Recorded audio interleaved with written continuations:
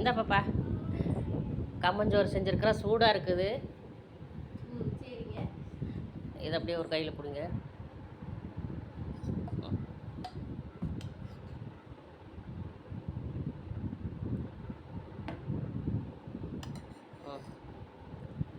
Hi friends, நம்ம வீட்டில் பார்த்திங்கன்னா சுட சுட கம்மஞ்சோறு கடலை சட்னி பாரம்பரியமான உணவு தான் இன்றைக்கி காலையில் டிஃபன்.